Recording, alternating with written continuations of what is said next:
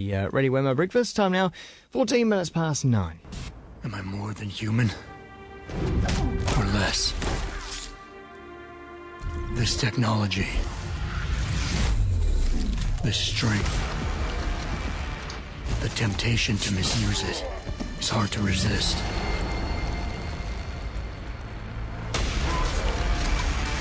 Man, I know how he feels, the temptation to use the strength that you have. You know, it's a constant battle, day to day to day, when I get up and think, oh, look, I'm going to have to manage my strength. Otherwise, I might just kill a few people today. Joining me to talk about Deus Ex Human Revolution is Gerard Campbell at stuff.co.nz. G'day, Gerard. G'day, Wemo. Good today, are you? I am very well, thank you very much. Don't know anything about this game. It's on the Xbox 360, but I haven't had a look at it just yet. What's it all about? It's the third game in a series. The original Deus Ex came out, I think, in 1999. Hang on. What have I been calling it? Deus Ex? Deus Ex. It's Deus, is it? Deus. Well, that's how I say it. All right. Deus. I'll Deus Ex. Yep, you're probably saying it right. I don't know a thing. Anyway, carry on. There's Human Revolution, not Human Resources. The first game in the series came out on the PC about 1999, and then there was a follow-up about 2003, 2004 called Deus Ex Invisible War, which came out on consoles as well. And so this is the third one. It's set in 2027, and essentially what it deals with is it's a society where now, I guess you could say, cybernetic augmentation is in full throes of society. So, and that means people who have got, robotic limbs or, legs, eyes, cranial implants, all those sorts of things that are going to enhance your human abilities. Yeah. And it seems that there's a bit of an uprising against this human augmentation, and you play a character called Adam Jensen, which is the dude with the sunglasses on his eyes, which actually are cybernetic implants, which zip out when he needs them. He's a head of security for a company called Seraph Industries, who do research into human augmentation. And the game deals with, at the very beginning of the game, Jensen and his girlfriend are attacked by some other augmented bad guys who, it seems to be there's a bit of a rough and tumble between the sort of augmentation process. So the game deals with Jensen having to try and track down to see whether his girlfriend's actually been killed and who the guys are behind it. Yeah. And so, the thing with it is it gives you a lot of freedom of choice. That's the thing that I've found with it. I've probably played for it 6 or 7 hours at this stage. And the freedom of choice comes in with that you can, if you're faced with a situation where there's, you've got to get through a complex and there are a whole lot of guards patrolling, but you can either decide to go in all guns blazing because you've got the technology to do it, and as you earn almost like experience points, you can upgrade your augmentation. So you can, you can make your legs stronger so that you can jump across, larger gaps. You can augment your arms to get bigger, to be able to pick up heavier objects, so you can put them under ladders and climb up.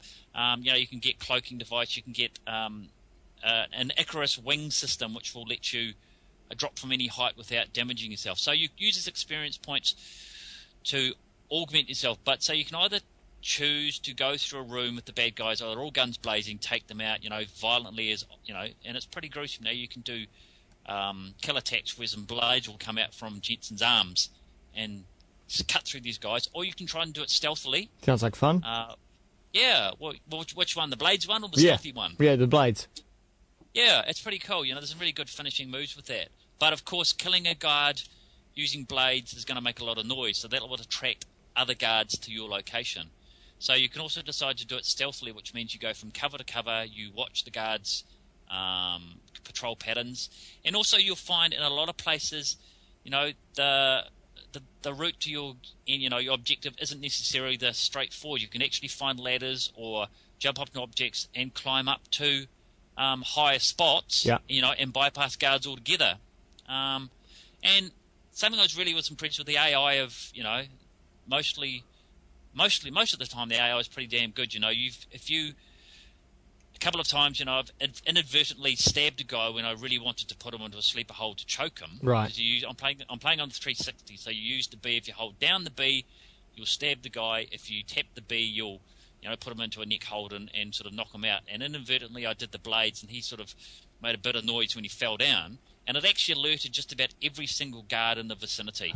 Yeah. And they came down on me hunting, trying to track you down. So the AI is really good. But yeah, the thing that I was really impressed with was the freedom of choice that I can decide to do missions super sort of stealthily, Sam Fisher-like. Yeah.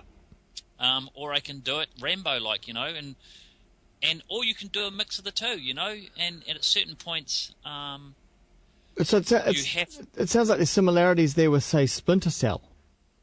Yeah, well, there are certain similarities because you've got to be stealthy at times. You've got to try and keep it low key, but also there are some situations where you are going to have to use brute force, and the better you handle things, the more you handle things, you sort of get more experience points, and you can.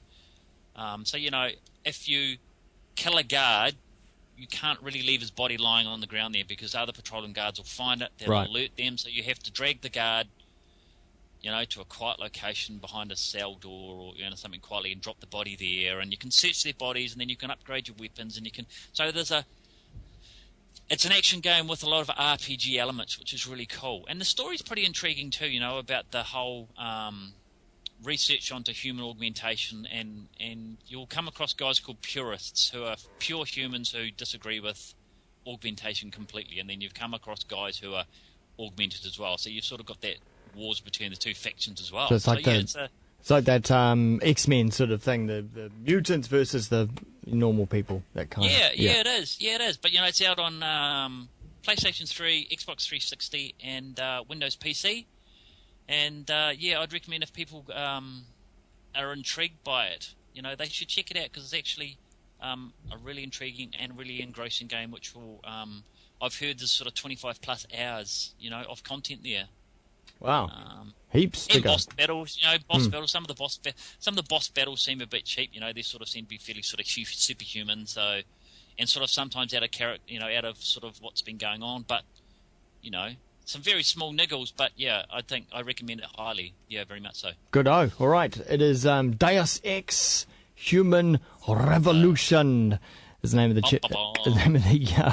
game. Bomb.